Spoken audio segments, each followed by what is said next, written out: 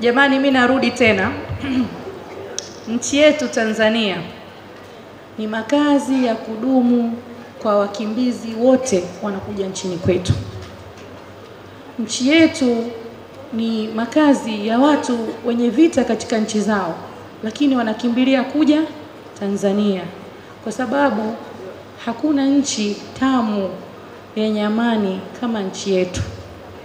Wale wanaosema kuhusu haya mambo ya mabadiliko, haya mambo ya taharuki katika mitandao, bado na imani kuwa nchi yetu ina demokrasia. Tufanye hivyo vitu, tuitane kwenye meza, yanaongeleka, yanazungumzika wanasema, au sio? Tuzungumze, lakini tukumbuke heshima, utamaduni wetu.